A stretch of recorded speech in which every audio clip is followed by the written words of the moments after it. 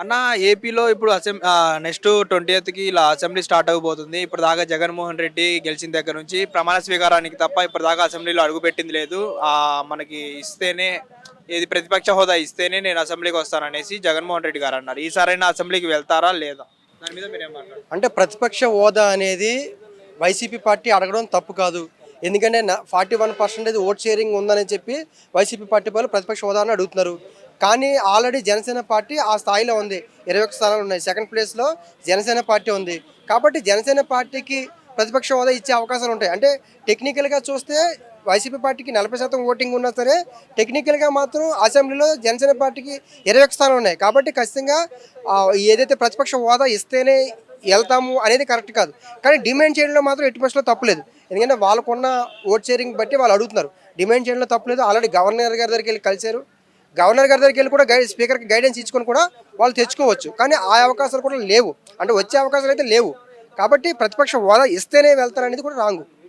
అసలు అది అసెంబ్లీకి అసలు ఇప్పుడు ప్రజలు ఓట్లేసి గెలిపించినప్పుడు ఒకళ్ళ ఎమ్మెల్యే ఏంటి, 2 ఎమ్మెల్యేలు ఏంటి, ఎంతమంది అయితే మీకేంటి అసెంబ్లీకి వెళ్ళి ప్రజల తరపున మాట్లాడడానికి మీకు ప్రాబ్లం ఏంటి అనేసి చాలా మంది క్వశ్చన్ రైజ్ చేస్తున్నారు. దాని మీద అందుకే ఇప్పుడు ఏంటంటే అసెంబ్లీకి ఎవరైతే రారో ఆ పార్టీ ఈ పార్టీ ఏ పార్టీ అని కాదు, ఎవరైతే అంటే అనారోగ్య సమస్యలు లేకపోతే ఇంకా మేజర్ ఇష్యూస్ కాకుండా వాంటెడ్గా కావాలని ఎవరైతే రారో వాళ్ళ సభ్యత్వాన్ని రద్దు చేయండి.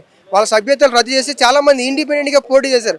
వాళ్ళకి ఆ అవకాశం స్పీకర్ ద్వారా గవర్నర్ గారి ద్వారా గైడెన్స్ ఇచ్చి వాళ్ళకి అవకాశాలు కల్పించండి. ఎందుకంటే ప్రజల తరపున ప్రశ్నించవలసిన ఎవరైతే ప్రజాప్రతినిధులు ఉంటారో వాళ్ళే అసెంబ్లీకి రాకపోతే ఇంకా ప్రజాస్వామ్యానికి వాల్యూ ఏముంటుంది, ఎలక్షన్ విధానానికి వాల్యూ ఏముంటుంది. కాబట్టి ఎన్నికల ఖర్చు వృధా, ప్రజలు చాలా కష్టపడి ఓట్లు వేశారు.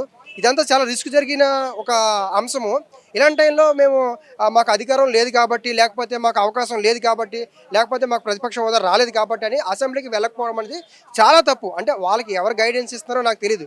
ఒక అనలిస్ట్గా మాత్రం అది పూర్తిగా రాంగు. ప్రజల్లో నెగిటివ్ సంకేతం వెళ్తుంది. అది ప్రజాస్వామ్యానికి మంచిది కాదు. ఒకవేళ నిజంగా నేను అంటున్నాను, మన అయ్యన్న పాత్ర గారికి నేను స్పీకర్ అయ్యన్న పాత్ర గారికి నేను రిక్వెస్ట్ చేసేది అంటే ఎవరైనా నిజంగా వాంటెడ్గా కావాలని రాకపోతే వాళ్ళ సభ్యత్వాన్ని రద్దు చేయండి.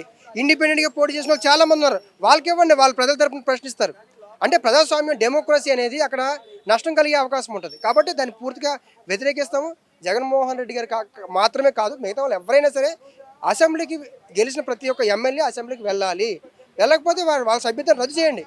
ఇంకొకటి చూసుకుంటే మన షర్మిల గారు వాళ్ళ కొడుకు రాజారెడ్డిని రాజకీయాలకి పరిచయం చేస్తున్నారు. నిన్ననే పరిచయం చేశారు. దాని మీద మీరు ఏం మాట్లాడతారు? అది ఎంత అసలు అతనికి కొంతమంది ఏమంటున్నారు అంటే రాజకీయ అనుభవమే లేదు అతనికి, ఆయన్ని తీసుకుని వచ్చి రాజకీయాలు అవసరమా అనేసి మాట్లాడుతారు. అంటే షర్మిల గారి యొక్క ఉద్దేశం ఏంటంటే రేపు నేను రాజకీయాల్లో నిలబడతానో నిలబడలేనో, రేపు నాకు ఈ ప్లాట్ఫారం ఉండొచ్చు ఉండకపోవచ్చు, ఒకవేళ ఉండినా నేను ఎక్కువ కాలం కొనసాగించలేకపోవచ్చు. కాబట్టి నా కుమారుని నేను రాజకీయాల్లో తీసుకొచ్చినట్లయితే ముందుకి ఉపయోగపడవచ్చు, ఇప్పుడు కాకపోతే నెక్స్ట్ అని చెప్పాను. ఇది కూడా నెపోటిజం లాంటిదే. ఇప్పుడు మనకి నేపాల్లో జరిగిన సంఘటనలు కూడా ఇదే. ఎందుకంటే వారసత్వ రాజకీయాలను ప్రజలు ఇష్టపడట్లేదు.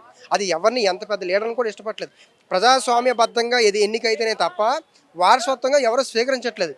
కాబట్టి షర్మిల గారికి సరైన రాజకీయపరమైన ఏ అవకాశాలు లేవు. ఇప్పుడు వాళ్ళ కొడుకుని కూడా ఈ టైంలో తీసుకొచ్చి ఇబ్బంది పెట్టడం తప్ప మరో అంశం కాదు. అంటే తొందరపాటుగా అంటే దూరదృష్టిలో ఆదేశించారు, ఏం ఆలోచించారో తెలియదు. కానీ అసలు రాజకీయ అంటే షర్మిల గారికి ఒక ప్లాట్ఫామ్ సరైన ఒక పదవి కానీ ఒక బాధ్యత కానీ పెద్దగా లేదు.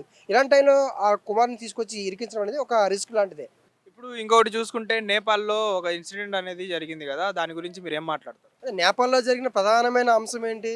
ఒకటి నెపోటిజం, 2 ప్రభుత్వం సంబంధించిన అవినీతి ఎక్కువగా ఉండడం, ప్రభుత్వం సంబంధించిన అవినీతి చాలా తీవ్రంగా ఉండడం, అక్కడ రాజకీయాల్లో యువతకి సరైన అవకాశాలు కల్పించకపోవడం, ఈ 3 అంశాల మీద నేపాల్లో ఈ యొక్క సంఘటన జరిగింది. అదేవిధంగా ప్రభుత్వం చేసిన అవినీతిని ప్రజలు ప్రశ్నిస్తే వాళ్ళకి సోషల్ ప్లాట్ఫామ్స్ ఏవైతే ఉంటాయో ఫేస్బుక్, ఇన్స్టాగ్రామ్, యూట్యూబ్ ఇవన్నీ కూడా వాళ్ళు బ్యాన్ చేయడం, బంద్ చేయడం, వాళ్ళు రన్ కాకుండా చేయడం, ఇది ఏదైతే ఉందో ప్రశ్నించే ఒక గొంతుకు అంటే ప్రభుత్వాలను ప్రశ్నించే రైట్స్ ప్రజలకు ఉంటాయి. ఓటేసే ప్రతి ఒక్కరికి కూడా ప్రశ్నించే రైట్స్ ఉంటాయి. ఆ రైట్స్ని ప్రభుత్వమే వైలెన్స్ చేసినప్పుడు ప్రజలు ఖచ్చితంగా ఇలాంటి అంటే అణిచివేత చాలా తీవ్ర స్థాయిలో ఉన్నప్పుడు ఖచ్చితంగా ప్రజలు తిరుగుబాటు చేస్తారు అనేది ఒక సంకేతం.